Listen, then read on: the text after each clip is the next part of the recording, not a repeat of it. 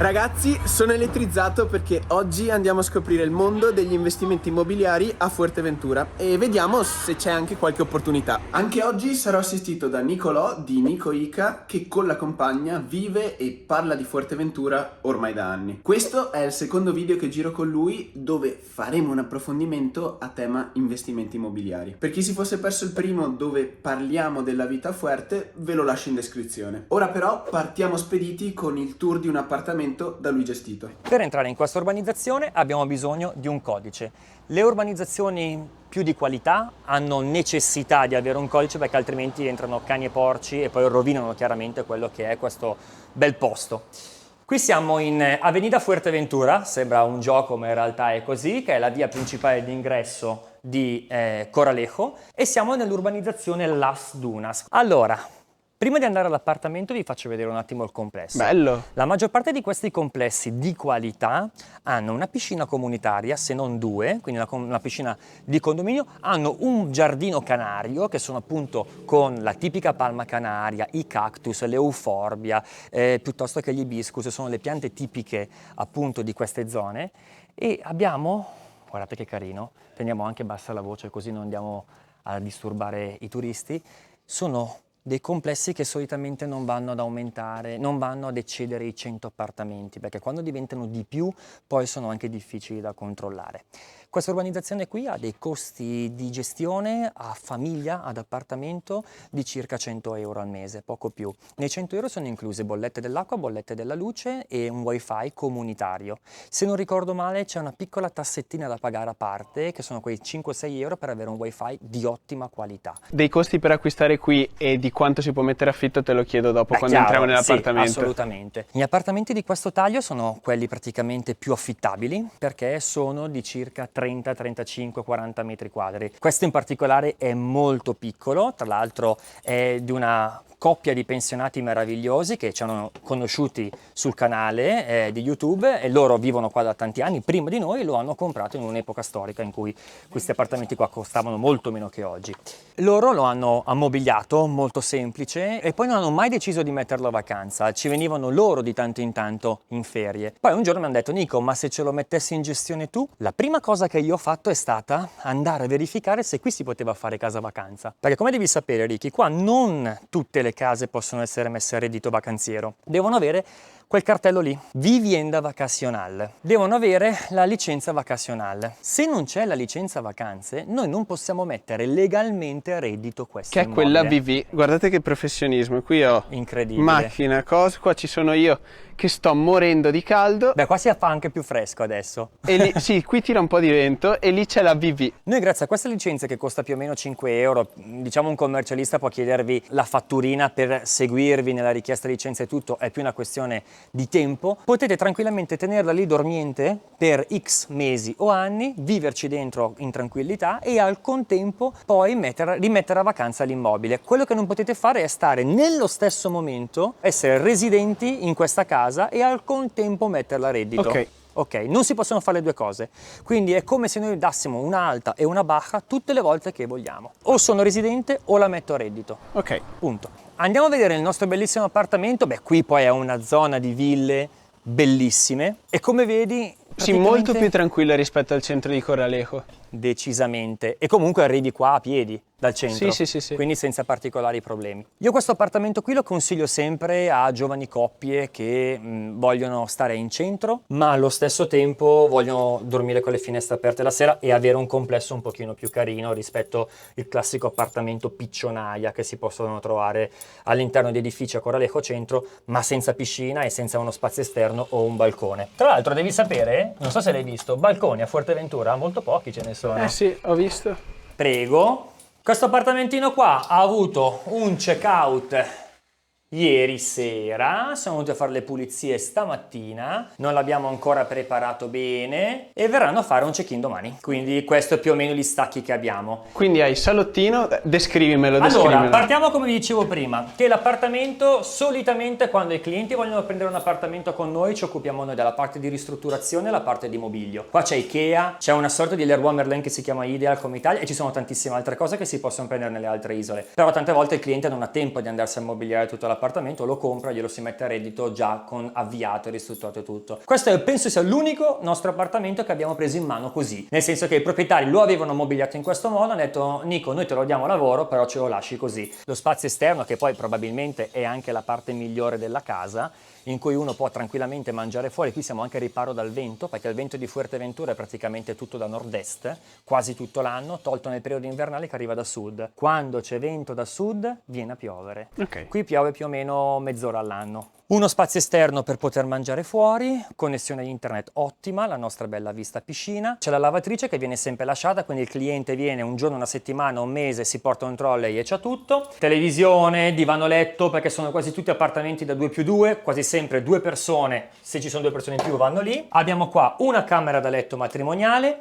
in cui abbiamo lasciato anche la cassaforte e un botichino. Il botichino è la cassetta, diciamo, di sì che se qualcuno si taglia si fa qualcosa. Una finestra in camera, ma è da sottovalutare perché tante camere qua non hanno la finestra, sono degli sgabuzzini in realtà.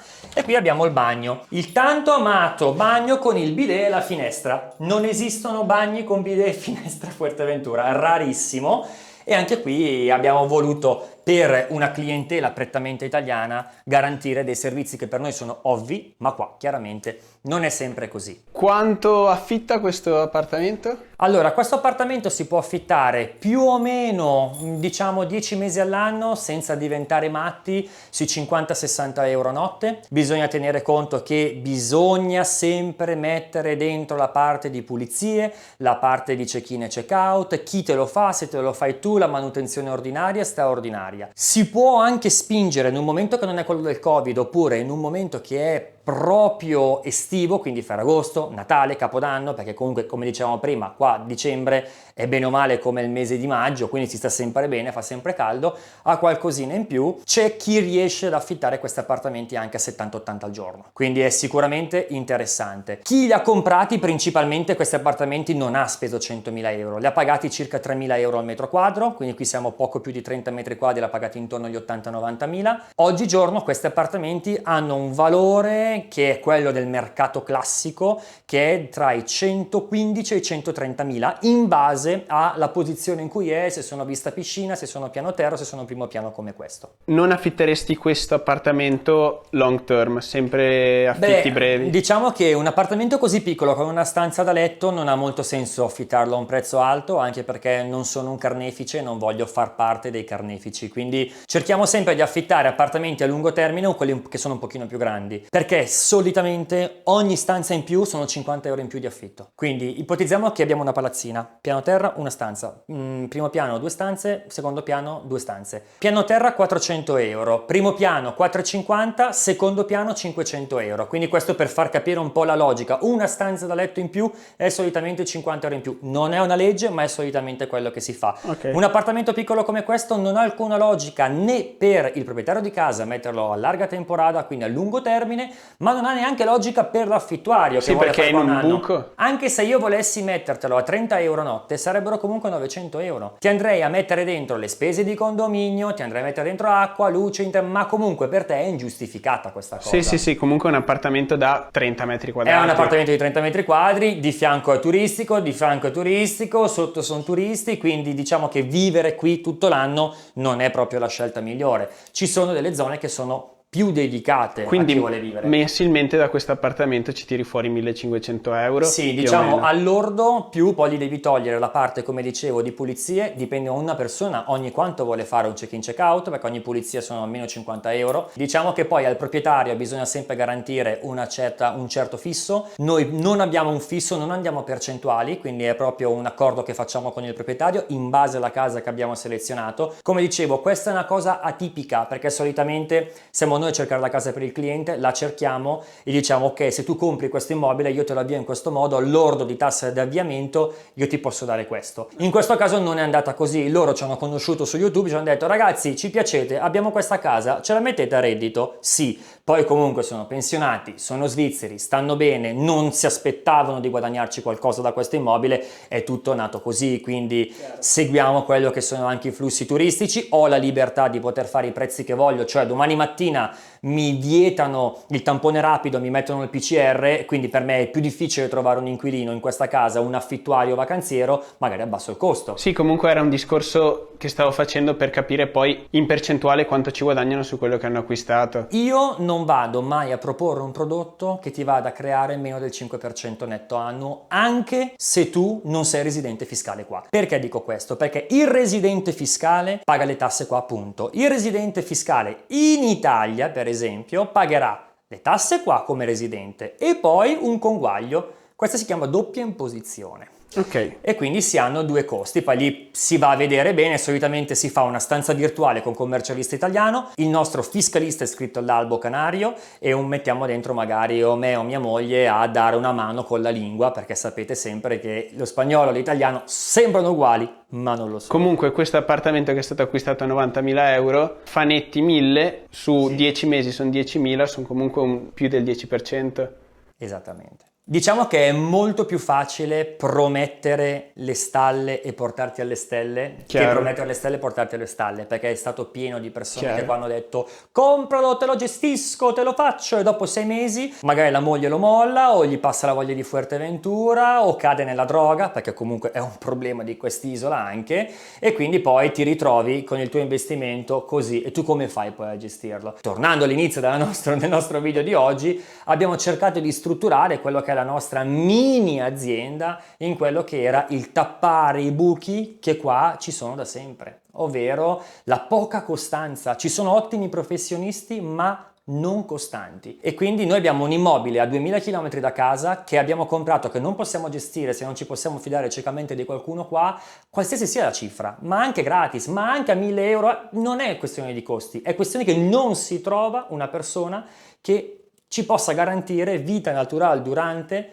la proprietà dell'investimento, un controllo di manutenzione ordinaria e straordinaria. Non stiamo parlando di creare reddito, parliamo di manutenzione ordinaria e straordinaria. Non esiste. Ora ci sediamo un attimo, ci abbeveriamo e poi faccio finta di essere un eventuale investitore e mi dai dei consigli su dove andare e dove parare. Va bene. Ora siamo seduti, sudati. Sudatissimi? Io voglio investire nelle Canarie a Fuerteventura. Da dove si parte? Ok, noi vogliamo comprare una casa a Fuerteventura. Tutto quello che ti dico vale sia per Fuerteventura che per le altre isole dell'arcipelago delle isole Canarie.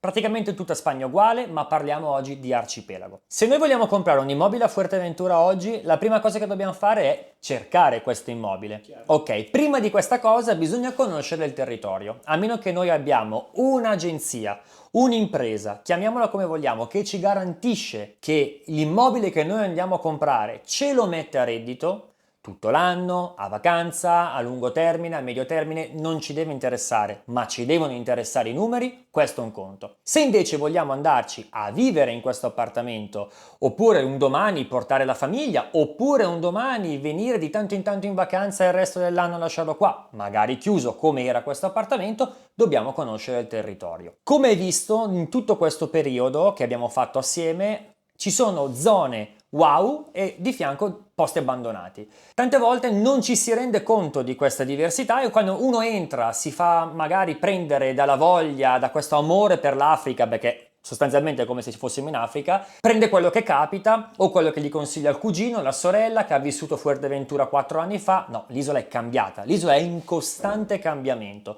Quindi prima cosa da fare, studiare il territorio. Una bella macchina a noleggio, venire qua e spararsi 1000 km minimo in una settimana.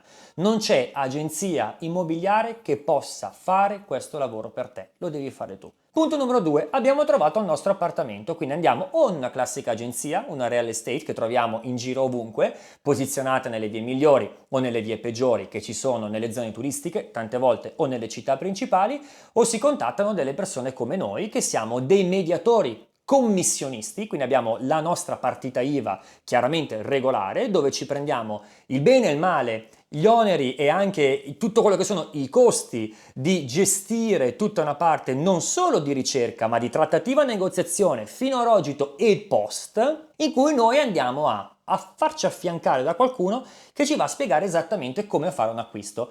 Non mi è raro dover fare delle consulenze e consigliare, un po' come stiamo facendo in questo momento, consigliare papabile mio cliente che è qua in questo momento di fatelo da solo. Io sono diventato, diciamo, mini famoso nell'isola per questo, perché non tendo a accaparrarmi il cliente, perché cerco di avere vicino a me qualcuno che è molto simile a me. È chiaro che la maggior parte delle volte la gente non è simile a me, sono io stesso che lo rechazzo, come si dice in spagnolo, lo allontano, spiegandogli esattamente come fare la cosa fatta da solo.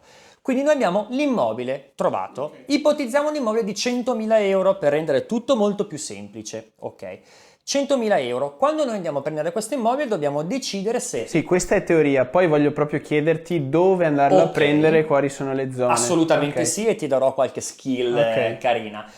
100.000 euro noi abbiamo tre costi principali. Abbiamo il notaio, che solitamente è tra i 500 e gli 800 euro. Ok? Il notaio lo sceglie sempre il compratore, non lo sceglie l'agenzia venditrice, non lo sceglie il venditore. No, perché mio cugino, io ho comprato la casa lì, hanno già i documenti. Se vuoi sì, è comunque diritto del compratore scegliere il notaio. Ce ne sono parecchi. Sceglierai poi tu, in base al prezzo, a quanto è famoso, quale è migliore. Punto numero 2. Abbiamo il registro regionale di proprietà. Ogni volta che tu acquisti un immobile dovrai pagare questa tantum, una rata, sembra che me lo sono studiato, è incredibile, che è di circa, su un immobile di questa caratura, 60 metri quadri, ok? Sì, 100.000 euro, è di circa 200 euro, 250 euro. Questo si paga entro un mese da quando tu hai acquistato la casa. C'è una provvision, dai 150 euro subito e poi loro ti dicono guarda che ci devi conguagliare a nostro favore o noi dobbiamo dare a te 20 euro in più, 20 euro in meno. Sostanzialmente è quello. La grossa legnata qual è? Imposta di trasmissione patrimoniale. Noi abbiamo, in base alla destinazione d'uso e al tipo di acquisto che noi andiamo a fare del nostro immobile, diverse tassazioni. Principalmente, senza entrare nelle VPO, cose particolari che non finiremo più, abbiamo tre tipi. Abbiamo prima casa. Ok, la compriamo come prima casa, non possiamo metterla a vacanza per un determinato periodo di tempo, non possiamo affittarla ad altri, noi ci mettiamo la nostra residenza e abbiamo un 5%, ok, di imposta di trasmissione patrimoniale sul valore di scrittura. 5.000 euro. Questo è da dare dall'agenzia tributaria canaria, quindi il nostro 100 sarà più 5, più notaio e più registro regionale. Ok. Una casa di nuova costruzione mai abitata, 7%. Ok. Una casa di seconda mano 6,5%.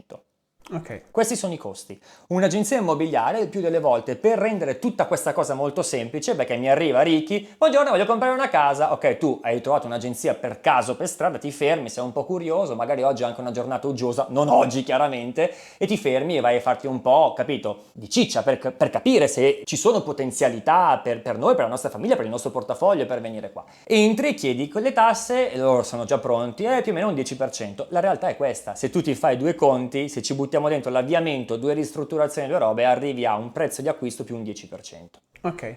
Io ti ho splittato i costi per far capire la cosa. Posso farmi tutto da solo? A voglia, puoi farti tutto da solo, puoi andare a rogito da solo, puoi tranquillamente pagarti le tasse da solo, puoi cambiare l'acqua e luce da solo, le spese comunitarie, c'è una comunità, te le puoi cambiare da solo, senza nessun problema. Qual è il problema? Il problema è che tu non puoi acquistare una casa se non capisci perfettamente lo spagnolo. Quindi ti dovrai sempre affidare a qualcuno che fa o da traduttore personale tuo, ma non braccio sotto la spalla, mi offri una birra e andiamo a farlo. Nome, cognome, documenti consegnati in scrittura sulla tua copia simple e sull'atto di rogito noi avremo tutti i dati del traduttore, cosa fa nella vita, dove abita, qual è il suo numero di NIE, che il NIE è la striscia di codice fiscale spagnolo che ogni persona che acquista e vuole vivere qua deve avere, lo avrai anche tu il tuo NIE quando verrai a fare investimenti qua, se mai li farai. E tutto questo che cosa ci porta? A una tutela aggiuntiva. Solitamente l'agenzia immobiliare ha il suo traduttore, quindi all'interno dell'agenzia c'è sempre quello che parla italiano, quello che parla tedesco, quello che parla inglese. Tante volte se uno lo fa da solo o si fa appoggiare da un avvocato che parla anche italiano, oppure ci sono sempre, ripeto, figure come la mia che come mediatore si prendono in carico con la propria partita IVA tra l'altro ditta individuale, quindi io rispondo di capitale privato se faccio dei danni nei tuoi confronti, a farti da accompagnarti sostanzialmente a quello che è il rogito. Per quanto riguarda i costi sono davvero molto bassi, poi magari ne parleremo in un secondo momento, ma nulla da farsi accapponare alla pelle. Parliamo di al lordo di quello che possono essere i costi 1000 euro, quando è tanto, tante volte è anche molto meno se non la metà. Detto questo, che cosa noi andiamo a fare? Abbiamo l'immobile, abbiamo pagato le tasse, bene. Io esco dal notaio, ho le chiavi di casa. Aspetta, passo indietro. Come abbiamo comprato questa casa? Vedi l'immobile, entri. Ti piace Ricky questa casa? La vuoi comprare? Bene, ti faccio 100.000. Ok, tu non vivi qui, non hai il NIE, non hai un conto corrente. Come facciamo a comprarla? Facciamo un contratto de arras. Il contratto de arras è un preliminare all'italiana. Nel contratto de arras noi abbiamo tutta la situazione storica della casa tramite una nota simple. La nota simple è un documento che si può prendere tranquillamente in PDF sul sito www.registro.es, costa una stupidata e tu puoi andare a vedere esattamente chi è il proprietario effettivo della casa, i linderos, ovvero questo è il 229, il 230, il 228, davanti c'è la piscina e dietro c'è la strada, risulta in nota simple. Se mi dice che davanti non c'è la piscina, c'è probabilmente qualche incongruenza. Se mi dice che a destra non c'è nessun appartamento, che questo è quello di testa, probabilmente c'è un'incongruenza. Se mi dice che questa casa ha una superficie utile e o totale di 50 metri quadri quando in realtà è 90, c'è qualcosa che non quadra. E lì entriamo in questioni di sanatoria che si paga chiaramente il venditore. Noi lo possiamo seguire fornendo dei professionisti. Noi ad esempio abbiamo dietro una schiera di soldati che chiaramente ci rappresentano, che sono tutte persone iscritte all'albo, quasi tutta gente che è nata qua sull'isola, che ha studiato fuori ma è ritornata qua a lavorare, che ci vanno a sanare tutte quelle che sono delle situazioni particolari, quelle situazioni che tante volte abbassano il prezzo della casa, perché poi, capito, tu vai a giocare su queste cosine anche. Non è una questione di prezzo, è una questione di soluzione che a noi serve. Questa è la cosa più importante. Tante volte si parla di tempistiche. Il canario dice ok, te la vendo, mi fai il bonifico, poi ti firmo il contratto di arras. Cioè tante volte ragionano in questo modo. Sono molto pam pam pam pam pam. Una vita per dirti di sì, se ti dicono di sì si va a rogito. Ecco perché bisogna invece organizzare le cose fatte bene, verificare tutti i documenti, capire se c'è da sanare qualcosa, quasi tutto è sanabile, perché non è come in Italia dove ti buttano giù, cioè per buttarti giù una casa davvero deve essere una situazione molto rara, però è bello che se la paghi il venditore, cioè se lui ha creato un'incongruenza è giusto che se la paghi lui e non che tutti facciamo orecchie da mercante, venditore, mediatore e compratore e poi quando ti ritrovi con il problemuccio e te lo devi risolvere tu, spendere 2, 3, 4, 10.000 euro di sanatoria. Meglio di no. Fatta questa cosa, noi abbiamo un nostro contratto di arras che include tutto. Include se c'è un'agenzia, quello che è l'agenzia con la sua faccia che dice ok, io faccio questo contratto nei confronti di Riccardo che compra, di Z che vende, cosa compra. Una caparra che solitamente è pari al 10%. Ok. Di quello che è l'acquisto della casa è solitamente, non c'è una legge che ci dica 3.000, 5.000, 30.000, 10%, 12%, lo vede solitamente il professionista che nel momento della negoziazione va a usare questo e questo come leva per andare a trovare una quadra, perché la quadra tante volte non deve solo essere dalla parte del compratore ma anche del venditore, non solo del venditore ma anche del compratore. Fatta questa cosa, fatto questo punto cruciale, noi abbiamo stabilito le tempistiche che saranno per il rogito, come ti dicevo poc'anzi, e abbiamo stabilito anche qual è il prezzo finale e il prezzo che noi dobbiamo dare come anticipo. Ma fino a qui noi non abbiamo ancora il NIE e non abbiamo un conto corrente bancario. Scopriremo che poi qualcosa ci serve e qualcosa non ci serve. Il contratto de arras è in spagnolo, perché se dovesse succedere qualche magagna andremo a rispondere nel tribunale più vicino in cui l'immobile è ubicato, verosimilmente il Tribunale di Puerto del Rosario, quindi tu se lo denunci per 1 miliardo di cose da qua a Rogito non andrai a Milano a farlo, non andrai a Padova, ma andrai qua a Fuerteventura, quindi il contratto per essere legale è in spagnolo, può essere tradotto in forma ufficiosa, ma ufficialmente sarà spagnolo, con carta d'identità o passaporto tuo, con il NIE oppure il DNI, che è la carta d'identità del nativo spagnolo, o il passaporto se non è neanche lui cittadino europeo o proprietario di casa, e tu farai un bonifico bancario dal tuo istituto di credito europeo per coprire questa parte di caparra. Fino a qua è tutto a posto. Andiamo a rogito entro 60 giorni. È lì che nasce il problemuccio.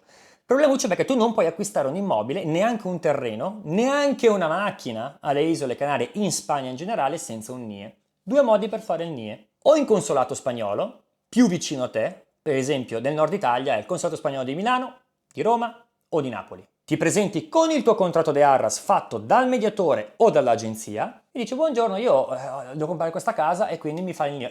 Il contratto de arras farà fede e ti faranno il NIE. Quanto costa il NIE? 10 euro.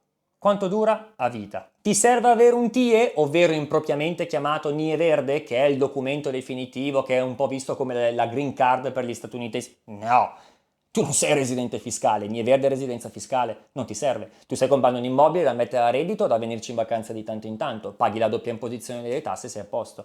Ti basta il NIE bianco per comprare una casa, comprare una macchina, comprare 100 case, quello Quanto che ti pare. ci si mette a farlo? A livello di tempistica, da quando c'è il Covid è diventata un pochino più lunga. Io prendo sempre gli appuntamenti in forma gratuita, l'ho sempre fatto per i miei clienti anche che vogliono venire in vacanza e vogliono fare il NIE per avere un approccio nell'isola. Prendo un appuntamento in Calle Arbagna 28, Puerto del Rosario, la questura di ogni zona che c'è, a Puerto Rosario ce n'è solo una, a Fuerteventura scusami ce n'è solo una, si prende l'appuntamento in polizia, la polizia ti prepara i documenti, carte d'identità, 48 ore. Ci vogliono un'ora e mezza per consegnare i documenti, vai a pagare la tassa, riconsegni la ricevuta della tassa, l'indomani vai a ritirare il tuo NIE. Punto. Il NIE rimane a vita, ripeto. Una volta scadeva... Ma è valido in tutta Spagna? È valido in immagino. tutta Spagna. Ok. Tu puoi operare in tutta Spagna, risiedere in tutta Spagna dal momento che tu lo fai in qualsiasi posto di polizia, questura in Spagna. Cosa succede? Succede che già nasce il patatrack. Il nostro canale YouTube nasce perché? Perché il NIE la gente lo faceva pagare anche 1.000 euro a persona. Ok? È il documento più facile da fare, non stiamo parlando di alta insegurità sociale, defiscalizzazione pensione, robe simili. Comunque un ramo che a noi piace molto, ma questo è già lavoro. Il NIE, come ti ho detto, lo facciamo gratis l'appuntamento perché è una sciocchezza. Chiaramente necessità fa virtù, quando c'è poco lavoro, il tipico procacciatore d'affari delle Isole Canarie cosa faceva? Il NIE ai turisti che venivano qua e non sapevano cosa fare, chiedendo cifre considerevoli, chiaramente in nero. Questo cosa fa? Fa che io ho aperto un canale YouTube apposta per spiegare come fare queste cose gratuitamente. Sostanzialmente è questo. Quando una volta tu hai fatto il NIE, puoi andare tranquillamente in banca e aprire il tuo conto corrente. Fino a 2 o 3 anni fa, quando ancora la legge sul blanqueo de capitales, quindi sul lavaggio dei soldi, non era come quello attuale, potevi aprire un conto corrente tranquillamente con carta d'identità e finiva lì e spostavi i soldi. Buttavi dentro anche in banca 5-6 mila euro, non succedeva nulla. Adesso non è più così. Ricordiamo comunque ai tuoi iscritti che siamo nel circuito bancario europeo. Quindi se uno ha delle magagne con l'Italia, ce li ha anche qua. In automatico salta fuori. E al contrario. Quindi è così. Quando uno vuole fare un mutuo, non lo va in Italia a fare, lo chiede qua. Come si può richiedere? Come si fa a aprire un conto? Mi presento in banca, porto una dichiarazione dei redditi, l'ultima che ho, digitale o cartacea, perché fortunatamente anche qua siamo nel 2021, la consegno con carta d'identità, con il NIE e mi si apre il conto corrente. È un conto corrente non residente, quindi avrà un costo di gestione sensibilmente più alto fino a quando io non sarò un residente qua. Con TIE, quindi con il NIE verde sostanzialmente. Quando io ho il NIE posso andare a comprare una casa in 3 modi, perché poi il saldo quando andiamo a Rogito l'abbiamo in 3 modi. Modo numero 1, bonifico bancario sempre dallo stesso conto corrente italiano. È praticamente impossibile oggigiorno un bonifico istantaneo tra banca italiana e banca spagnola. Quindi la banca del venditore, che sarà spagnola, è praticamente impossibile che tu quando gli fai 80.000 direttamente gli salgano 80.000, quindi lui non accetterà mai di firmare fino a quando non c'è sui soldi. Tu firmeresti mai, cioè tu imbanderesti mai 80.000 euro a uno sconosciuto prima di firmare al Rogito? Questo non si presenta al Rogito, non te lo farei neanche se te la vendessi io la casa. Sai perché? Perché se io oggi pomeriggio faccio questo contratto con te, tu mi fai 80.000 euro, domani mattina alle 9 abbiamo il Rogito e io stanotte muoio, tu la casa non la compri più e io i soldi ormai li ho incassati. Quindi non parliamo di malafede, parliamo di morte naturale. Può succedere. Ci tocchiamo, ma non è così, chiaramente, e speriamo di no. Interessa ancora? Sì, ok. No, molto... Cioè, è un cavillo su cui cavillo. bisogna stare attenti. Per quanto riguarda invece l'acquisto con bonifico bancario fatto immediato si può passare sempre da banca italiana tramite Banco d'Espagna. Non so se hai visto la Casa dei Papel, sai, il Banco d'Espagna è un po' come la Banca d'Italia. Si certifica tramite Banco d'Espagna i nostri soldi e il Banco d'Espagna immediatamente fa un bonifico sul conto spagnolo del venditore. Questo è un costo che tante volte è una percentuale sul livello del costo della transazione. Può costare anche diverse centinaia di euro. Mamma mia, da spararsi addosso a livello bancario qui.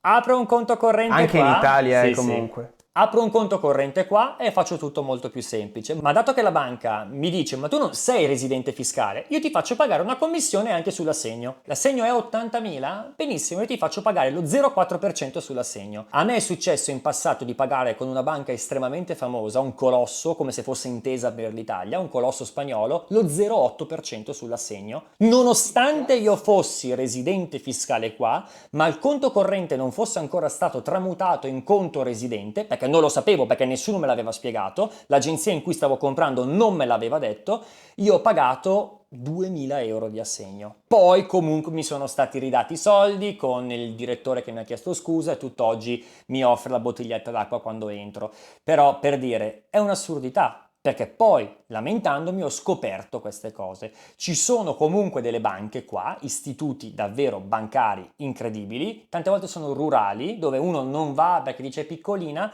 dove puoi tranquillamente fare un conto non residente e paghi l'assegno una tantum, che sono per dire 10 euro. Ci sono delle banche che sono incredibili, dove io mando sempre dei miei clienti qua a Coralejo, apri il conto corrente, 10 euro di assegno qualsiasi sia l'importo, con l'unica clausola di mettere la polizza della casa, che tanto sei comunque obbligato a metterla per metterla a lavoro da casa, farla con loro il primo anno, ma parliamo di polizze su appartamenti di questo calibro di 150-200 euro all'anno. Chiaro. Quindi tu pensa quanti soldi risparmi rispetto a un altro circuito bancario. Chiaro. Incredibile. Quindi questo è in realtà l'iter, un assegno circolare intestato al venditore. Andiamo dal notaio che come un prete farà, grazie al potere conferitomi, ho i documenti di lui, ho i documenti della casa, ho i documenti di voi. Ragazzi, buona giornata, la casa è comprata. Chiaramente si tiene le fotocopie di tutto, è tutto molto formale, ma una scrittura dal notaio qua dura 3 minuti. 3 minuti di orologio. Magari l'attesa è lunga, preparano tutti i documenti, puoi aspettare 2 ore lì per fare la scrittura, ma la scrittura, l'atto in sé, è 3 minuti di orologio. E leggere il borrador non è altro che la brutta di quello che è la scrittura definitiva che ci leggerà il notaio. Noi ce l'avremo prima, avremo una copia di quello che sarà la scrittura, ci mettiamo nello stanzino, la leggiamo assieme, la traduciamo chiaramente all'italiano che sì, sparlucchia lo spagnolo, ma sì e no, poi sono termini comunque particolari, cioè cominci a leggere otorgamiento, cioè parlare un po', che cacchio è? Ok.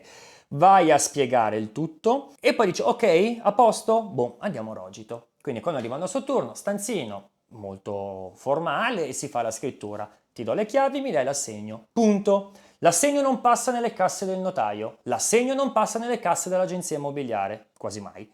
Solitamente il gioco è così, specialmente quello del mediatore, tu gli dai le chiavi e gli dai l'assegno. Tutti contenti, punto stop, vai a incassare l'assegno, basta. La scrittura non la paghiamo oggi, il notaio non lo paghiamo oggi, noi ce ne andiamo con nulla, no, con le chiavi di casa. In realtà ce ne andiamo con la copia simple, che è una copia, appunto, copia semplice di quello che è la copia definitiva che deve ancora essere timbrata, vidimata dallo studio notarile e l'avremo solitamente in 5 giorni lavorativi e non naturali. 5 giorni lavorativi. Qual è il problema? Perché ti sto dicendo questo, Ricky? Perché noi abbiamo dei limiti di tempo per poter pagare queste tasse che abbiamo detto prima. Beh, il registro delle proprietà non è un problema, non c'è la mora neanche se lo paghiamo quando abbiamo sforato di qualche giorno. Il notaio lo pagheremo quando abbiamo la scrittura definitiva con bancomat o bonifico. Abbiamo il ritiro della scrittura. Tu quanto devi rimanere a Fuerteventura per comprare una casa? Chi te la ritira la scrittura dopo una settimana? Devi stare qua 10 giorni. Dal momento che hai fatto la scrittura, che magari sei già qua da una settimana per fare i documenti, per fare NIE, che l'hai fatto qui, per dire, non l'hai fatto in consolato perché è troppo lontano, piuttosto che il conto, piuttosto che spostare i soldi, perché devi aspettare il tempo che fai il giroconto. Insomma, passano giorni. Chi ha tempo di stare 3 settimane, un mese a Fuerteventura solo per gestire la parte di compravendita del mobile? Gran poche persone. E quindi ecco che tu vai a creare un servizio che dici: guarda, io posso, se vuoi, non è obbligatorio, o ti spiego come fartelo da solo, oppure mi incarico io della parte di liquidazione delle tasse, piuttosto che lo faccio fare io al mio commercialista, che magari lo può fare su una paginata di agenzia tributaria dove solo un iscritto all'albo lo può fare, preparare i modelli, quello che è. Snellire una situazione, come hai anticipato tu prima, molto tradizionale e antica. Quindi solitamente qua, finché uno compra una casa una volta nella vita, ci sta. Quando comincia a essere un gioco da investors, proprio già una roba grossa, compro, vendo, compro, vendo, compro, vendo, si gioca di speculazioni, oggi molto meno rispetto a prima. Chiaramente tu devi avere fluidità, devi avere una banca che ti lavora, devi avere anche un notaio che ti lavora, seguire i ritmi che qua ancora sono sconosciuti ai più. Ed ecco che hai una persona di riferimento che si può prendere la responsabilità, perché lo ripeto, la responsabilità è a nome e cognome tutte le volte. Se si fa una procura all'interno della scrittura in cui io posso liquidarti le tasse,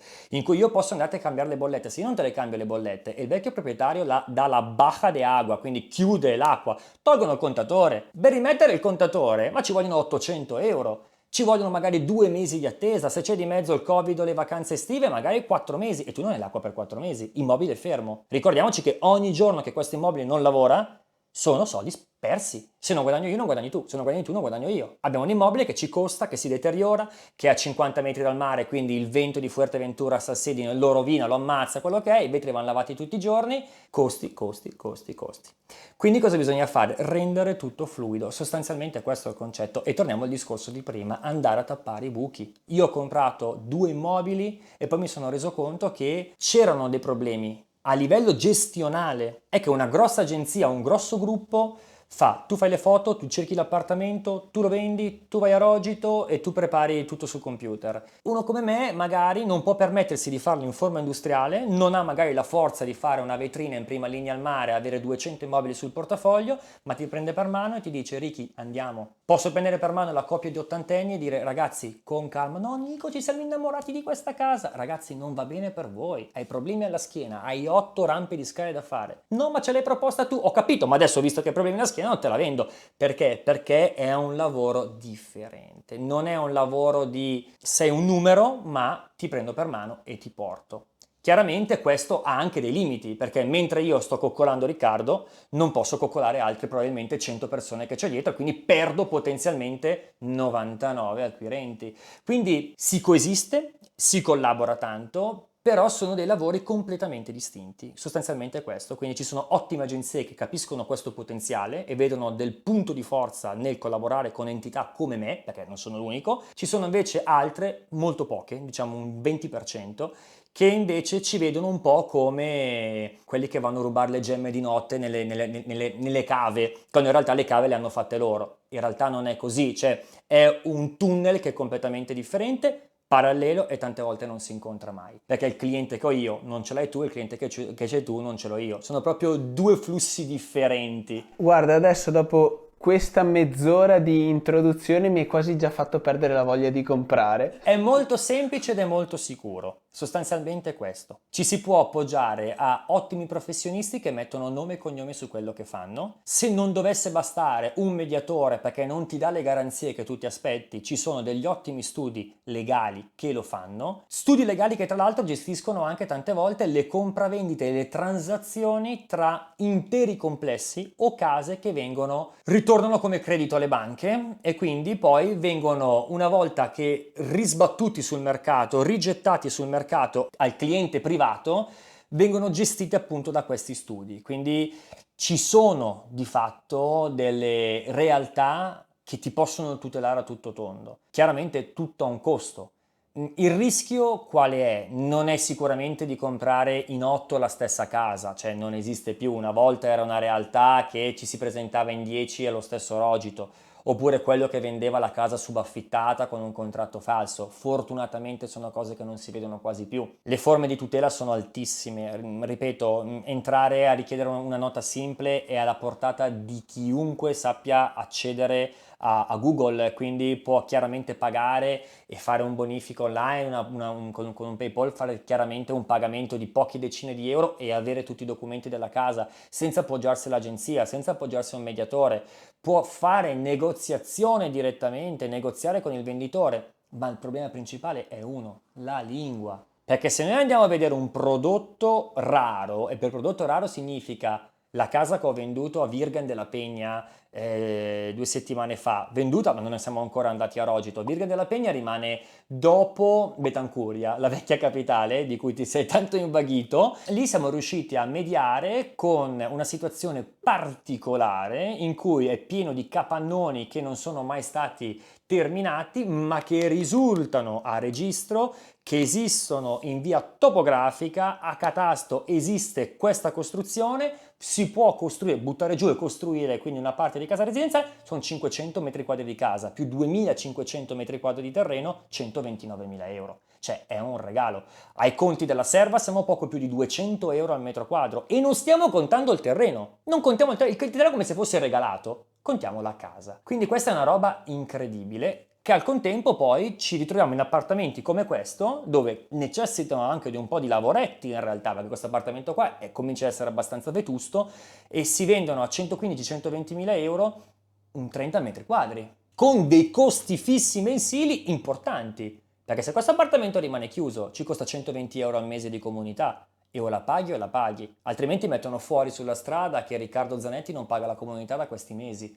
Non come in Italia, non c'è la privacy, le cose. Cioè se tu cerchi sul registro.es questo numero di finca, la finca è la proprietà, ti esce in che situazione versa questa casa. È della banca? E se è della banca in che percentuale della banca? C'è un'ipoteca? Ha fatto un'ipoteca sull'ipoteca? Tante volte l'ipoteca sull'ipoteca non salta fuori in sede di scrittura. Mi è successo, che mi è saltata la scrittura e l'abbiamo rifatta 2 giorni dopo. Però sono delle realtà dove chiaramente c'è una filiera che segue tutto e il notaio, ecco perché ti ho detto il notaio lo sceglie il compratore, perché un notaio stimato verifica una volta in più. Il notaio meno stimato o che deve fare numero, deve fare ciccia per crescere, verifica una volta in meno. Chiaro.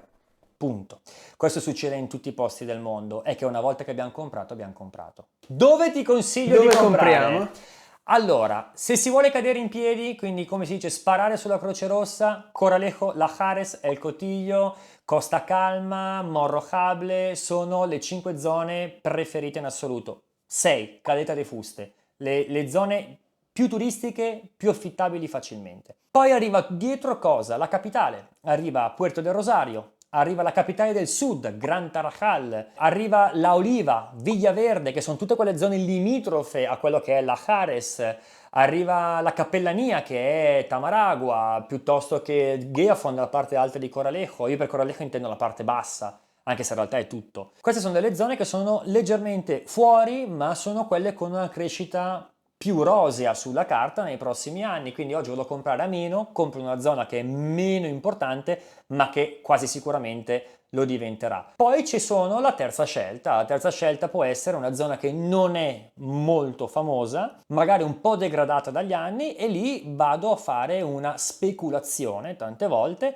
che può essere partendo da nord Parque Holandés, Los Estancos, Tetir, El Time, La Somada, Tefia, Casia del Ángel. Andando ancora più giù poi abbiamo Costa de Antigua, che è la zona più economica dell'isola. Attualmente hanno fatto dei video parlando di Fuerteventura come se tutta l'isola fosse Costa de Antigua, quando in realtà è una realtà particolare e unica la sua, dove ci sono immobili anche da 35-40 mila euro, ma anche in condizioni sono, e tante volte che dimensioni hanno, magari gli manca l'impianto elettrico, manca l'impianto idraulico e ci devi buttare dentro altri 20 mila euro, sempre a 50 torni se ci fai caso. Diciamo che il tetto minimo qua è 50-55. Li vedi nella capitale, li vedi in queste zone un pochino così dimenticate da Dio, che in realtà non è così perché sono abitate, dimenticate da Dio, paragonate a qua dove siamo oggi, che è un po' il lusso, la creme della creme, la zona VIP, dove tutti vogliono stare. Però lì è molto interessante andare a valutare degli acquisti, perché vai a comprare magari a 60-70 mila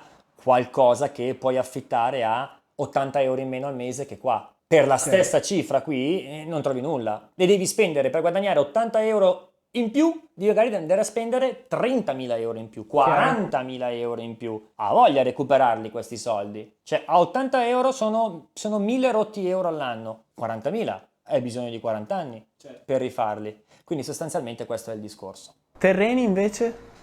Terreni ci sono urbani, urbanizzabili e rustici. Il terreno urbanizzabile tante volte o ha l'acqua o non ha la corrente, o ha la corrente o non ha l'acqua. È risolvibile, bisogna aspettare il cambio di destinazione d'uso da parte dell'aiutamento di turno, può migliorarsi. Ni. Rustico, cioè rustico non edificabile e rustico edificabile. In entrambi è edificabile quasi sempre, solo che uno edificabile abitazione con cedula di abitabilità, quindi io vado a fare una casa con la possibilità di viverci e fare l'impadronamento che dicevo prima, il decantato impadronamento e il censimento in comune, altro invece è il quarto d'apero. Il quarto d'apero è il capanno degli attrezzi, è una casa che apparentemente può essere anche una villettina, abbiamo un certo margine di edificabilità in base a quello che è la zona rurale in cui è il terreno, la segregazione dei terreni, che parcella ci dà, se è 1 ettaro o 10 ettari cambia, abbiamo un coefficiente di edificabilità in base alla grandezza del terreno, possiamo costruirci una casetta in cui non possiamo fare l'impadronamento, in cui teoricamente non potremmo vivere perché sarà un capanno degli attrezzi, possiamo fare il bagno, possiamo fare le finestre, abbiamo determinati limiti, tantissima gente ci vive, anche se in realtà, ripeto, non è legale farlo e quindi è uno sconsiglio. E a livello di rivendita vendi un quarto d'apero, vendi un capanno degli attrezzi. L'urbano invece è il classico terreno dove è possibile avere licenza e progetto, si fa il nostro progettino di un prefabbricato piuttosto che di una casa di legno, di una casa di cemento in classe G come prima. Tempi di attesa dai 6 mesi a 1 anno e mezzo, in base a quello che è il comune di riferimento di turno dove passa tutto, però puoi farti la casa a tua immagine e somiglianza. Chi ha pazienza, probabilmente la cosa migliore è questa qua. E io comunque poi posso seguire tranquillamente in tutte le fasi, dalla progettazione, chiaramente con un buon architetto di qua, e poi anche nella parte di realizzazione, perché imprese edili che possono garantirti A con legalità, B con un certo portafoglio di assicurazione nel caso facciano dei danni. E non solo la classica coppietta di autonomi bravissimi per rifare il bagno, per rifarti il pavimento della sala, ma a cui non daresti mai un cantiere da 250.000 euro in mano, perché A, ci impiegano 6 anni a fartelo, B, rispondono di cosa? Rispondono di quei 2.000 euro che guadagnano al mese. Se fanno un danno da 80.000 euro, butti materiale, butti manodopera, devi spaccare tutto e devi rifarlo e non ti possono magari garantire la certa sicurezza. E qui chiaramente poi si vanno a creare dei percorsi dove io per necessità ho avuto bisogno di incontrare e selezionare queste persone, perché quando uno compra un immobile, tu compri questo oggi, magari ok, il terrazzo ti piace, ma la camera da letto dici è un po' troppo grande, creo una seconda camera da letto mini, qua faccio un piccolo studio, cambiamo i muri, cambiamo quello che vogliamo, cambiamo la cucina e quindi questo ha un costo, farlo. E Nico, mi devi garantire qualcuno che mi faccia questo lavoro in queste tempistiche, che mi faccia una fattura pro forma, perché io voglio scaricare il costo, perché non che me lo faccia in nero, ho capito? Quindi nel mentre tu se ne sei a Dubai, sei a Londra, sei a Singapore, qualcuno che qua lo fa per te. E quindi questo è poi il concetto del perché nascono collaborazioni con professionisti e nascono anche tanti mal di testa, perché tantissima gente ti fa fare una figuraccia e poi devi risolverla tu, chiaramente. Qual è il tuo consiglio? Cioè, da dove partiresti? Da una casa da trasformare in casa vacanza, da un terreno su cui fare una casa che poi trasformi in casa vacanza, residenza?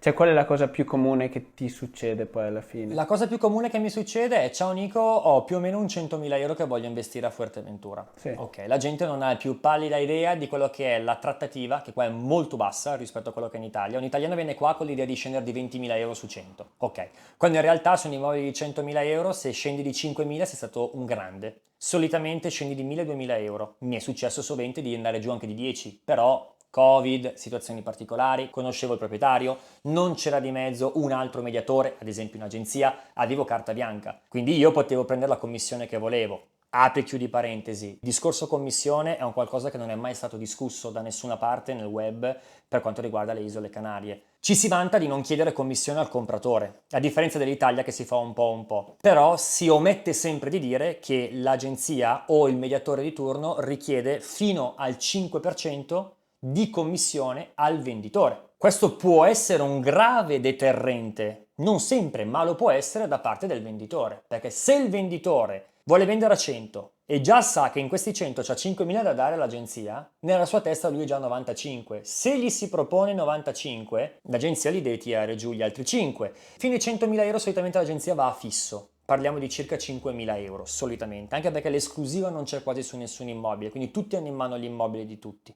È quasi sempre così. Quindi il primo che vende, vende. Questo cosa fa? Fa di questo immobile praticamente una casa per prostitute, dove entrano cani e porci tutto il giorno. Non lo riesci più a affittare, se dentro l'inquilino lo tiri pazzo, perché tu hai praticamente 10 agenzie che fanno vedere a oltranza, immagina Coralejo, a oltranza il tuo appartamento, a oltranza, a oltranza, a oltranza. 9 di questi 10 sono curiosi, magari neanche hanno la vaga idea di comprare una casa qua. Curiosi. Specialmente nel periodo invernale che trovi la giornata un po' nuvolosa. Chiaro. Come appunto abbiamo detto prima. Quindi non si riesce neanche poi a fare una ultra selezione, è un grande lavoro da parte dell'agente immobiliare ed è per questo che alcuni spiccano e altri no, perché saper già individuare da quando ti entri in agenzia, tu sai, sei lì in giacca e cravatta ad aspettare il cliente, quando si presenta già a fare una selezione.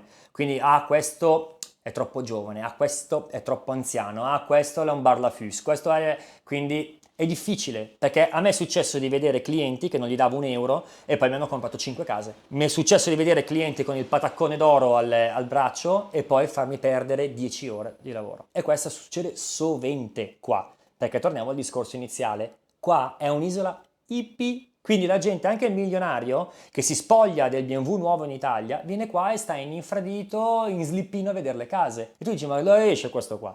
E invece è una persona di tutto rispetto. Fatta questa cosa, adesso ritorniamo al punto di prima. 100.000 euro di budget, cosa succede? Noi con 100.000 euro di budget dovremmo andare a prendere un prodotto più o meno semplice. Se lo vogliamo prendere per noi, quello che ci piace deve essere una scelta di stomaco più che una scelta di testa. Se l'immobile invece va messo a reddito, non ci deve piacere. Cioè, a me di sentire, no ma a mia moglie non piace, no ma mio figlio mi ha detto che verrà lui in vacanza, quindi vuole la seconda stanza. Ragazzi, questa casa non c'entrerete mai. No, però noi vogliamo venire 2 settimane all'anno. Quando? A maggio? A novembre? No, a Natale ad agosto. Liberi, di farlo. Però poi non vi lamentate che non guadagnate soldi. Sono le 2 settimane migliori dell'anno, voglio dire. Quindi la gente piano piano matura l'esperienza e va a capire, dice ok, sai cosa faccio? Lo lascio in gestione, vado nell'appartamento di fianco in vacanza, servito e riverito, con qualcun altro che fa le pulizie. Perché poi la gente matura questa cosa. Se invece vieni per abitarci, questo non conta. Quindi io andrei davvero con un budget di 100.000, come fa la maggior parte dei miei clienti, e dire, ma in realtà cosa vuoi? No, perché voglio trasferirmi fra 3 anni nel mentre vorrei mettere un piedino sull'isola. Capito? Allora, adesso, per 3 anni lo mettiamo a lavoro così. Poi vediamo, lo rivendi, ci vieni dentro a vivere, lo mettiamo a reddito, quindi ne compri un'altra, questo lo metti a reddito da solo, te lo mantengo a reddito io, carta bianca. Cioè non ti lego contrattualmente, tu sei mio, ti ho preso la casa, assolutamente no. Al contempo, se tu vieni qua per viverci, ti deve piacere. Come dicevamo un attimo fa, qua non ha senso. Io non spenderei oggi 130.000 euro per venire qua a viverci. Spenderei gli stessi soldi ad averceli? Okay. Al lordo di tasse di avviamento, di mobilio, di ristrutturazione? Sì, altrove. Con la stessa cifra possiamo prendere qua sopra a Coralejo da un fondo di investimenti blasonato, un 3 stanze da letto, 2 bagni, 115 metri quadri di casa costruito 10 anni fa. Questo è per, questo è per viverci? Per viverci. Volendo Okay. lo posso mettere anche a vacanza, perché comunque è zona residenziale, posso richiedere licenza turistica, quindi non è nessun problema. È più facile in questi complessi non avere la possibilità di mettere la licenza vacazionale privata, ma lasciarlo in mano a una società exploitadora che praticamente gestisce tutto il complesso, e quindi a te dice o ci viene a vivere, o lo metti in affitto a larga temporada, quindi a lungo termine, o a vacanza non lo metti. Capito. Passi tramite me, contrattualmente, a vita, ok? Quando la società poi chiude, vende i diritti a un'altra società. Quindi tu a vita avrai questo limite. E succede spesso a Coralejo, non solo, in tutto l'arcipelago. Invece nella zona residenziale, tolte poche situazioni particolari, dove la comunità sceglie di non avere case vacanza al proprio interno, è raro nello statuto, tutti possono fare casa vacanza. Quindi paradossalmente tu compri là, hai una casa che è più dedicata a dimensioni e a zona a un residente e al contempo lo puoi mettere anche a vacanza. Ricordiamoci sempre, come abbiamo detto prima, non puoi mettere contemporaneamente, sebbene la casa sia divisibile in 2, sembrano due case, in realtà è una perché ha un solo contatore o è costruita su parcella unifamiliare, puoi anche avere 8 ingressi ma è sempre unifamiliare, non la possiamo andare a splittare, non possiamo essere noi residenti e al contempo metterlo a vacanza, non possiamo essere noi residenti e al contempo fare un affitto lungo termine a un'altra famiglia, lo fanno in migliaia, è legale? No. C'è un modo per sistemare? Sì. Dividere la casa, fare una divisione orizzontale e verticale dell'immobile, ma non sempre la parcella ce lo permette, capito? E questo è il concetto. La finca, lo vediamo subito, finca unifamiliare. Punto. Se noi abbiamo la casa indivisibile, è indivisibile, esteticamente, praticamente è divisa? Sì, ma in realtà no. E tante volte la gente, facendo finta di non conoscere bene la legge, o comunque facendo finta, punto, fa anche queste cose e ci ritroviamo in case tipo la Jares, meravigliose, dove tutti hanno fatto da una villa unifamiliare una piccola dépendance di lato di 40-50 metri quadri, bagnetto, una camera da letto, condivisione di parte del giardino con la piscina, che affittano 60-70 euro a notte nella magica La Jares e l'affittano senza licenza e l'affittano sulle classiche piattaforme. Dovrebbe esserci un controllo? Sì, però dovrebbe. E non c'è. E professionisti come noi che stanno lì a spaccarsi la schiena per pagare le tasse su quello che è una intermediazione di una vacanza, perché l'immobile non è mio, una intermediazione, pago la tassa in ingresso e in uscita e quindi vado già a giocare con un 20-30% che devo ad agenzia tributaria così e quindi perdo in partenza, perché chiaramente devo alzare i prezzi rispetto agli altri. E lì entriamo nel grave difetto di chi vuole fare business turistico qua alle Isole Canarie, attualmente ancora oggi in tutte le isole, è la concorrenza sleale. Il mancato controllo dell'autorità della concorrenza sleale. Ma e questo controllo arriverà mai o non arriverà? Il controllo arriverà quando si strutturerà un pochino di più l'economia, perché si stima che una famiglia su 4 alle Isole Canarie sopravviva, non viva, sopravviva grazie ad un affitto illegale. Ok. Una su 4. Quindi questo cosa significa? Che se loro domani mattina fanno una retata, Ammazzano un quarto dell'isola. questa è la situazione attuale. E noi andiamo a lavorare sulla legalità e per fare questo devi alzare leggermente la qualità. Quindi punti su cosa? Punti su prendere immobili che piacciono a te a livello di investimento, cerchi un cliente che ti dia, non dico carta bianca, ma quasi, rifai completamente la parte di struttura della casa, mobilio della casa, che ripeto non è il caso di oggi, però vabbè, almeno non siamo in un bar, ma siamo in uno degli immobili che gestiamo, non ammobiliato da noi, che non abbiamo scelto noi, sebbene sia un'ottima urbanizzazione, e poi andiamo a consigliare un prodotto di un livello medio-alto, se non alto, di servizi, di assistenza, quello che una persona non pensa mai, cioè quello che abbiamo detto oggi dietro una telecamera, che in realtà al netto di quello che tu metterai sul video sarà 8 volte tanto, ok? E in realtà c'è tutto un percorso dietro, che quando una persona viene qua ha poco tempo per stare qua e ancora meno tempo per sentire e ascoltare me che rompo solo le scatole a riempirti di informazioni quando tu ti vuoi godere queste bellissime onde, questa bellissima spiaggia e andare a fare nudismo con la tua fidanzata in qualche punto immerso nel nulla. Sostanzialmente è questo, quindi ho qualcuno a cui posso dare, punto. È come se mio figlio non lo darei in mano a nessun altro che a te, ok, te lo do. So che posso tenermelo io, posso pensarci io, se te lo do a te sei un babysitter, mi costa, ok, però è così. Con chiaramente dei costi allineati a quello che è il mercato, non siamo a Monte Carlo, non ha neanche senso secondo me figheggiarsi e alzare i prezzi da far paura, tenere le cose giuste, consigliare come se uno dei miei tanti jingle è io non vendo quello che non comprerei. Sembra davvero una frase fatta, ma è davvero così. Cioè, quando io ti vado a proporre un prodotto è perché io lo comprerei. Chiaramente non sono Paperon de Paperoni, quindi non ho la possibilità di gestire da me con il mio portafoglio quello che gestiamo oggi. E non è che siamo neanche esagerati, perché comunque siamo in due, più dietro l'equipe, ma siamo in due a gestire tutto. Però i nostri 6 milioni e mezzo di patrimonio immobiliare sull'isola lo gestiamo.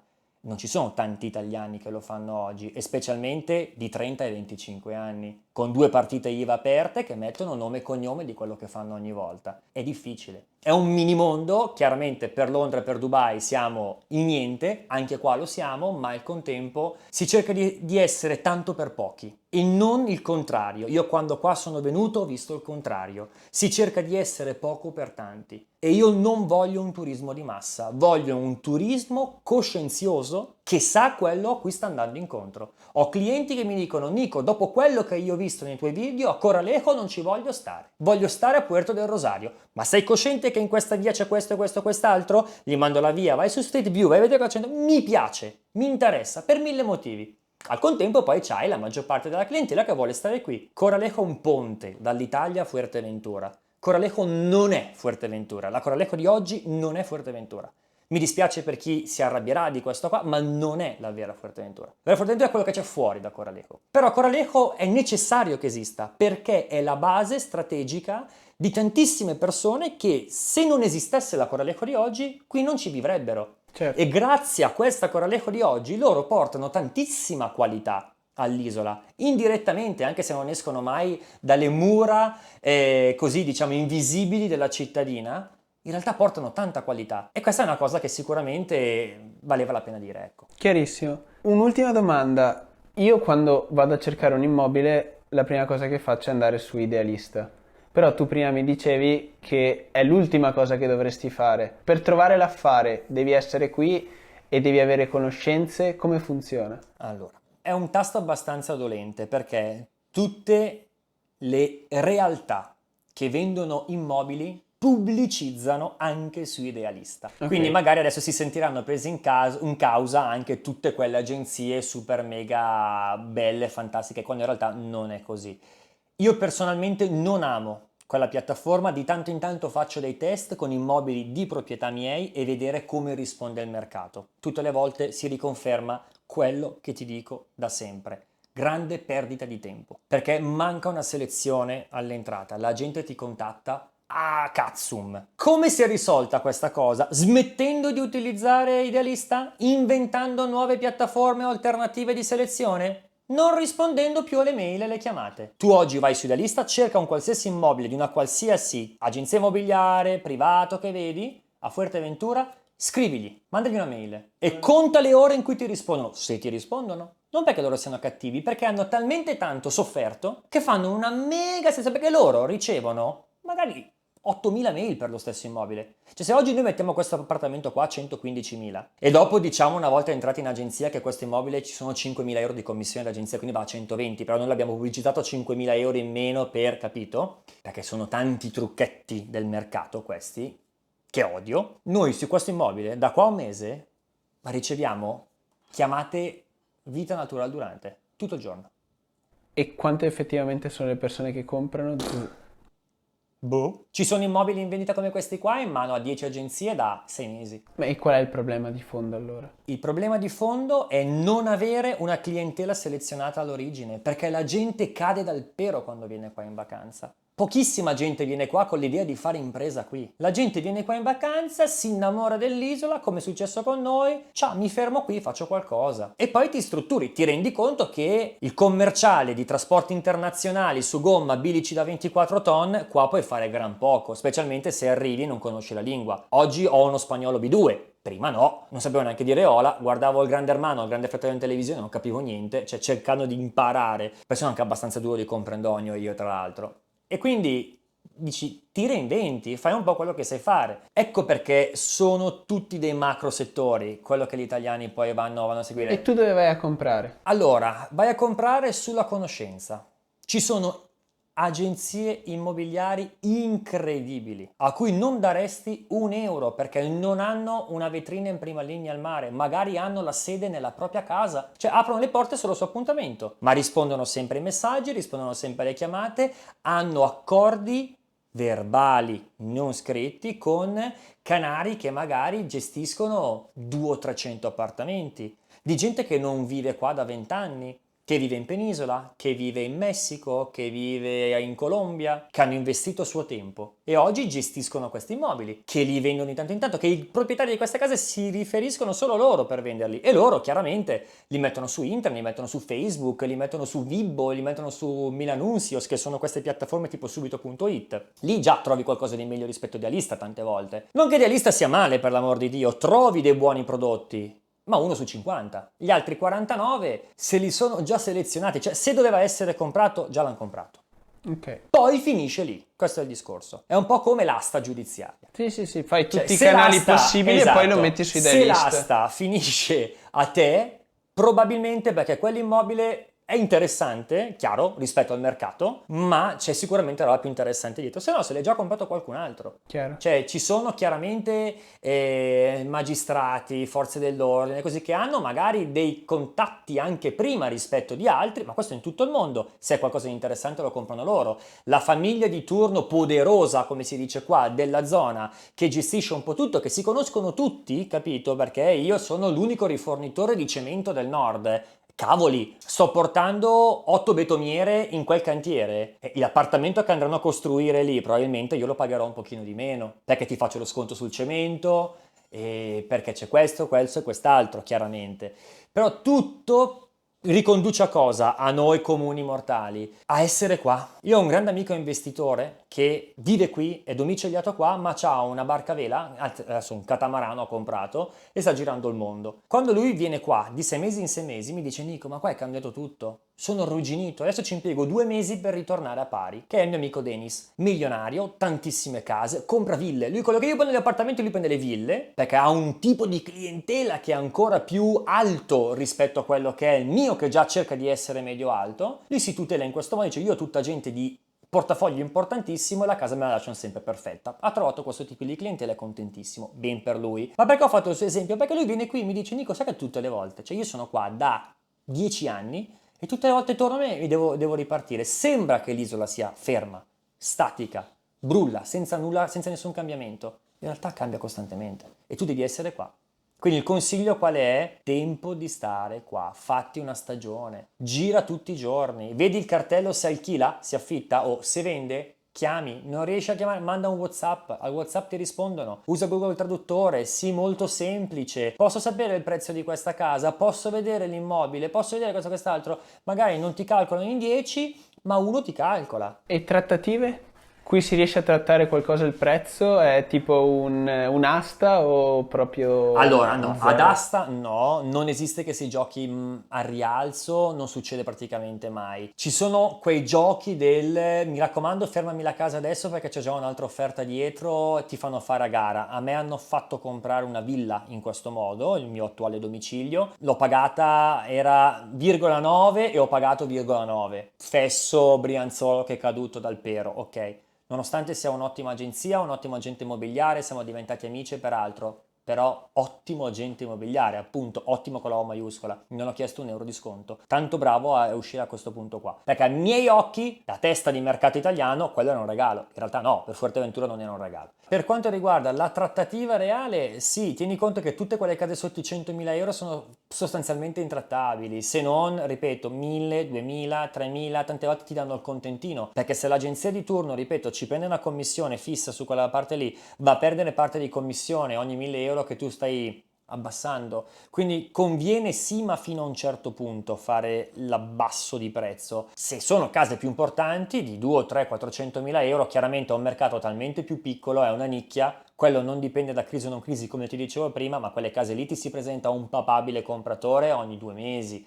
Quindi una casa da 400.000 euro magari rimane sul mercato 2 anni, però poi quando riesci a venderla riesci a fare una trattativa pesante. La mia ultima trattativa che è stata fatta tra l'altro con un'ottima agenzia di qua era di una casa in vendita nel pre-Covid a 375.000 euro, era poi stata abbassata a 330 e abbiamo chiuso 290. Quindi è sicuramente un prezzo molto molto molto abbordabile. Solitamente quando sono case così importanti, per quanto riguarda tipo la nostra parte di commissione, io prima faccio la trattativa, vedo se c'è trippa per gatti e quello che rimane rimane, nel senso che prima si fa la trattativa, si negozia, tanto il proprietario di casa o il venditore se ti deve dare quei, o il compratore se ti deve dare quei 200-300 euro in più, perché di questo parliamo, te li dà se devi portare a casa un immobile di questo calibro. La cosa importante però è la piscina è rotta, sono 20.000 euro di lavori, se la piscina è spaccata perde acqua, è finita sotto la casa e tutto, piuttosto che quindi andiamo prima a capire questo. poi parliamo di commissione mia,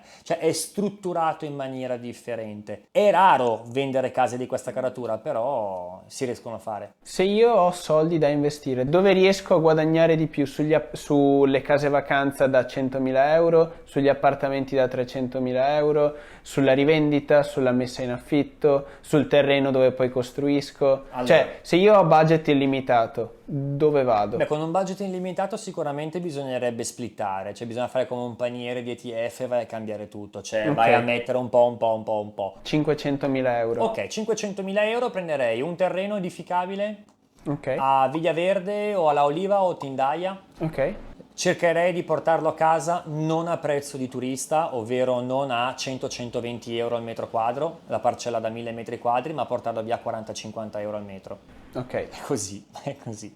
Di quante bocche che ci mangiano dietro. Punto numero 2, Andrea, e questo lo tengo lì dormiente, attualmente non ci sono delle tasse di IMU sul terreno fermo. Non Perché costruito. dormiente? Dormiente Inizio a farci perché, nel progetti? senso, faccio licenza e progetto, ma finché non ha nulla di costruito, io non ho tasse da pagarci sopra. Ok. Dal momento che comincio a costruire, chiaramente sì. Sì, beh, Ok. con l'idea ovviamente lo compro a Esatto. 40-50.000 euro con l'idea di Sì, iniziare a faccio licenza e costruirci. progetto, spendo 20.000 euro tra licenze e progetto per dire e poi lo rivendo a 100, sostanzialmente questo. Così chi mi viene, il ghiri che mi viene, magari tu lo trovi oggi a 100 un terreno già con licenza e progetto, però sei limitato a quello che è il progetto, capito? Puoi costruire fin da subito, non devi aspettare un anno e mezzo e ti paghi praticamente lo scotto di Il non aver lavoro. aspettato, chiaramente il lavoro. Se io dovessi fare questa cosa, poi a quanto costruisco, bene o male? Quanto sono i costi di un Siamo sui 1.200 al metro finito. 1.200 al metro finito? Un classe G. Ecco perché se tu Minchia.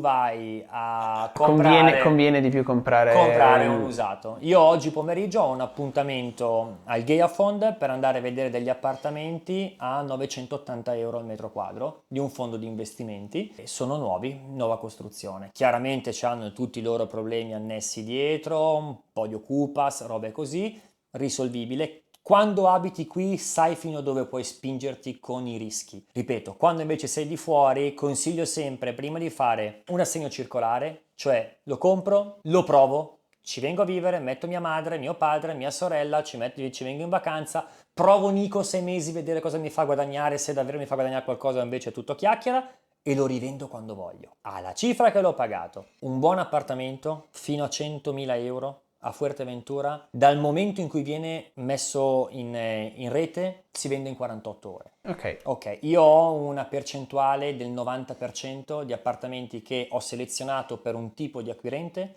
l'acquirente lo vede e lo prende. Perché? Perché c'è dietro un lavoro, c'è dietro uno studio. Chiaro. Continuando il discorso, invece, abbiamo preso il terreno, abbiamo iniziato a fare il progetto, col resto cosa facciamo? Beh, col resto possiamo comprare sicuramente un 2 o 3 appartamenti sui 100.000. Che zone andresti a guardare? Sui 100.000 possiamo prendere o una casettina, uno chalet adossato, una villetta a schiera, piano terra con un po' di giardino, sempre meglio, ma sai se c'è qualcuno che ha i cagnolini, i gatti, qua non sono ben visti i cani e i gatti, specialmente per chi li ha e vuole andare in affitto. Io invece ho sempre accettato cani e gatti, sia nelle case a larga temporada che vacanza, gratis. Una delle tante cose che secondo me porta poi lavoro. Edifici in cui c'è l'accesso disabili, pieno di persone che vengono qua che hanno problemi alle ossa, ai muscoli e vengono a utilizzare il caldo, le temperature calde invernali e magari gli fai fare 8 scalini per entrare in casa e non ti possono venire alla casa. Un bel accesso disabili in questa casa. Questi tipi di case devi andare a trovare. Questi non devono essere in prima linea al mare, questi devono essere comodi. L'appartamento deve essere sano.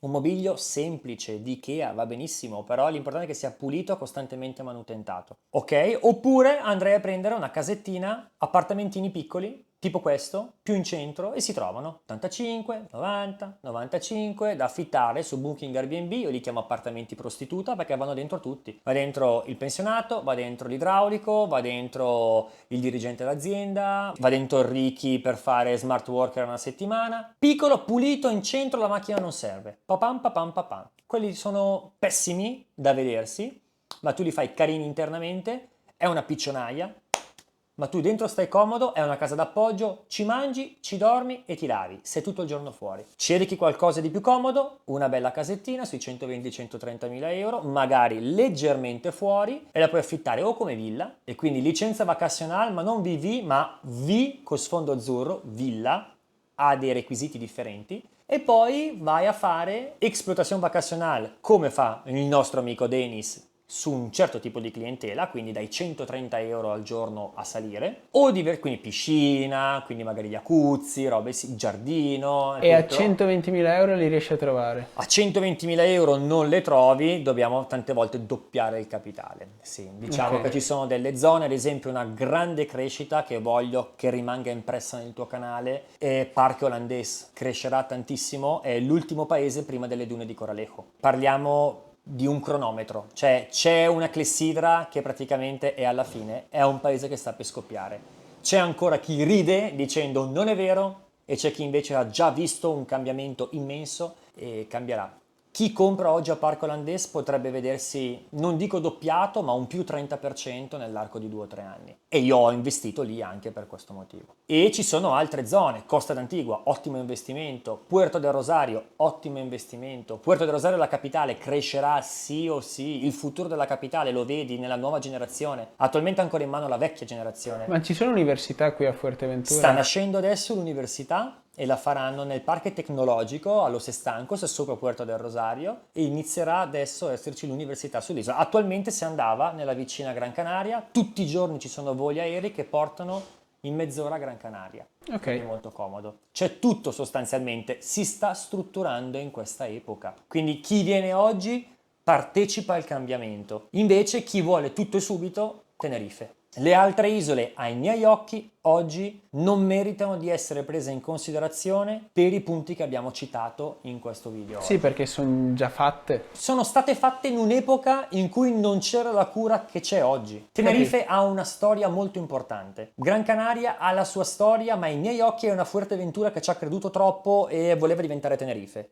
Quindi ha la ressa di Tenerife, la confusione di Tenerife, la situazione di Fuerteventura. Quindi molto strutturata, ma al contempo non mi ha mai convinto. E sono spesso là, perché comunque mia moglie ha un negozio di articoli di danza unico nell'arcipelago, dove ci obbliga a spostarci costantemente all'interno dell'arcipelago delle isole. Quindi le vedo, le conosco le altre isole, volutamente non vado a fare investimenti altrove e non propongo investimenti altrove perché io vivo qua tutto l'anno qui, credo in quest'isola, cioè credo in quello che faccio e l'isola di Fuerteventura sta per vivere davvero, se non l'ultima, ma una delle ondate più grosse da quando praticamente è conosciuta a noi occidentali. Cose a cui stare attenti e poi chiudiamo perché siamo anche questa volta siamo arrivati quasi all'ora. Bisogna stare attenti a quei venditori che dicono ti faccio questo, ti faccio questo, ti faccio quest'altro e non ti garantiscono una fattura fiscale. Non esiste la ricevuta fatta con il block notice che si compra dai cinesi, non esiste la cosa strana, io esigo una fattura fiscale, esigo un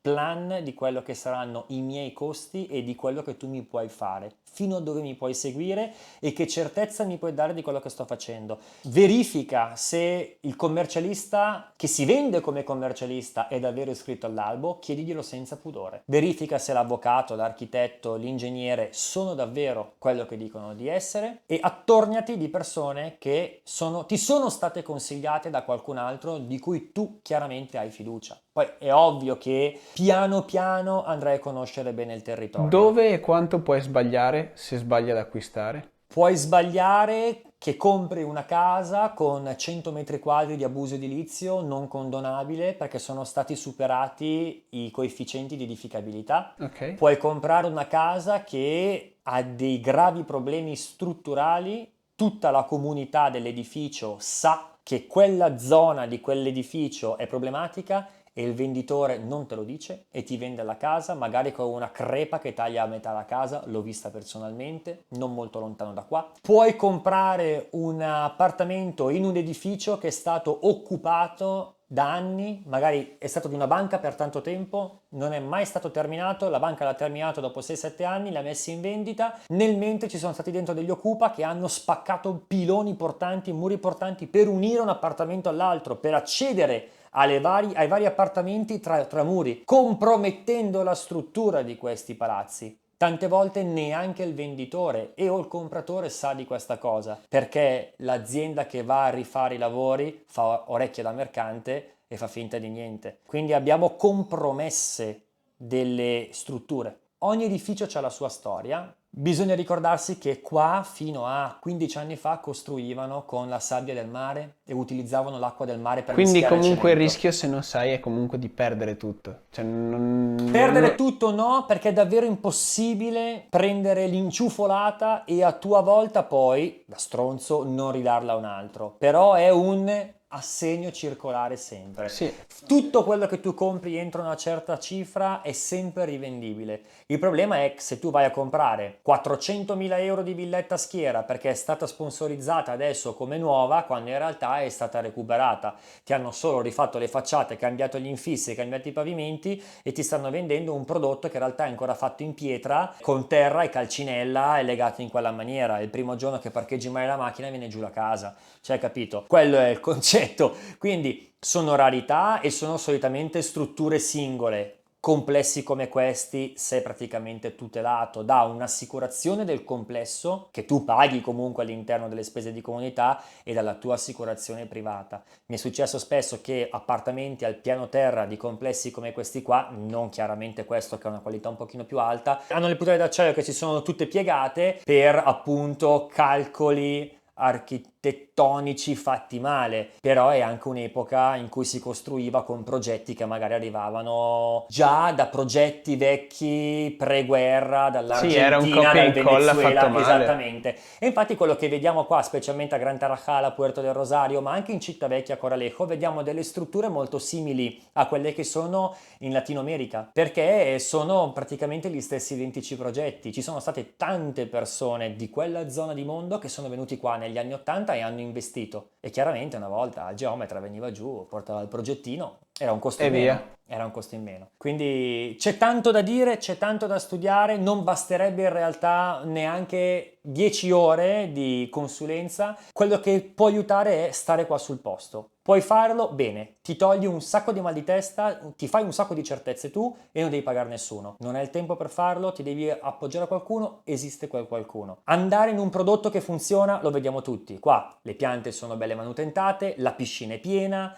e nonostante il Covid, la gente gira, è contenta, è sorridente, funziona il codice per entrare nell'urbanizzazione, ok, compro cadendo in piedi, ma pago 4.300 euro al metro quadro. Cerco qualcosa di, non dico speculazione, investimento sul lungo termine, devo accettare di entrare in case che sono magari un pochino problematiche, avere un'ampia veduta e fare poi dei lavori di ristrutturazione e andarlo a mettere a reddito. Consiglio comunque altamente di dividere il patrimonio in più cose e di tenere d'occhio le case di banche, perché le case di banche comunque sono accessibili tranquillamente al privato. Vai sul sito internet della banca di turno, che lo trovi per strada, e fai direttamente la trattativa con loro. Non è necessario un mediatore, non è necessaria un'agenzia. Hanno loro il loro addetto sul posto che vi farà vedere l'immobile, con cui farete la ipotetica trattativa se mai ci sia, se mai ci sarà, e poi andate a rogito. La banca in quel caso non può morire, gli puoi fare il bonifico. Esattamente, gli puoi fare il bonifico e tra l'altro le banche tante volte... Beh, insomma, non può morire, insomma, anche questo. Esatto, beh, i fondi di investimento solitamente sono abbastanza forti. Ultimissima cosa, non fatevi forza del questa casa o questo complesso è in mano ad un fondo di investimenti, quindi sicuramente a posto.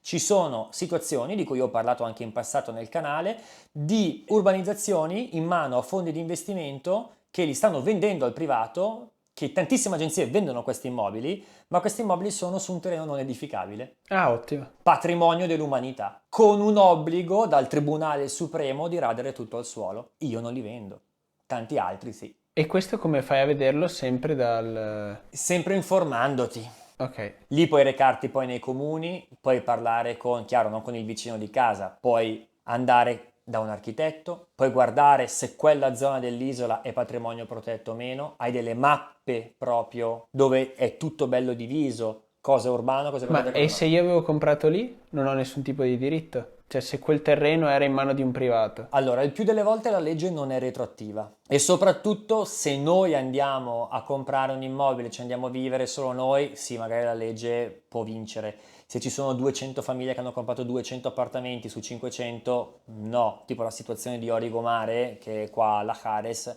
non la butteranno mai giù. Anche se la legge è quella che è, c'è una sentenza europea che dice ragazzi che cosa avete fatto qua, però oramai c'è. Però l'acqua, un domani potrebbero tagliargli l'acqua, dovranno farsi loro comprare dal consorzio l'acqua, fare delle cisterne o fare loro un dissalatore. Questo è un costo per tutta la comunità. Corrente? Magari un domani gliela tagliano. Ma è perché questa zona ha costruito a posteriori dopo che... Hanno costruito, nonostante tutte le istituzioni dicessero che non si poteva avere licenza, c'è stata una persona che ha dato la licenza. E appena c'è stata, prima del controllo e tutto, la denuncia, quello che è stato, hanno cominciato a costruire e chiaramente è successo quello che è successo. Fortunatamente il trend è quello di non ti faccio più costruire nulla da zero, ma recupera quello che è l'abbandonato. Quindi l'obiettivo della seconda adesso parte di questo 2000 è quello del riprendere quello che c'è, condonare, tante volte sono in mano proprio al cabildo che ha quindi al governo, con dei progetti di riqualifica per poter appunto riprendere queste zone, perché è ovvio che rovinano, deturpano il paesaggio in una maniera incredibile. Ne abbiamo dette abbastanza, direi. Ne abbiamo detta Grazie davvero mille. tanto, è stata tosta, spero di essere stato all'altezza e perlomeno Madonna. di aver scalfito la superficie. C'è talmente tanto sotto che è complicato anche per me esporvi così, però è davvero è stato un piacere. Come inizio direi che ti ringrazio molto. Io ringrazio Grazie te, mille. sei stato davvero un grande valore aggiunto per l'isola, perché comunque una visibilità come la tua può dare davvero tanto a un posto come questo, perché chi ti segue hai un tipo di canale e hai un tipo di spettatori che sono di alta qualità. Madonna, E ti questo ringrazio. è davvero una cosa Ti incredibile. ringraziano loro? No, ma davvero, cioè ragazzi, è incredibile. Io già seguivo Riccardo ancora prima che tu poi mi contattassi per Nico, guarda che vengo a Fuerteventura, così poi tra amici traversi ci siamo conosciuti. Però è questo il concetto del godetevi l'isola perché sono gli ultimi treni.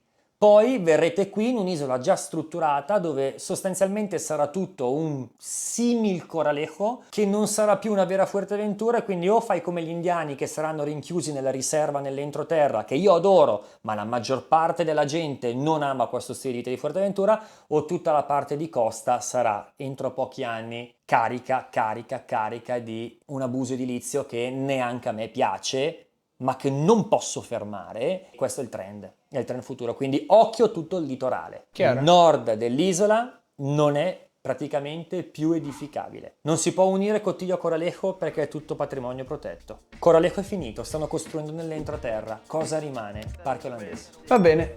E grazie ancora. Grazie a te, una buona serata e a presto. Oh, mangiamo.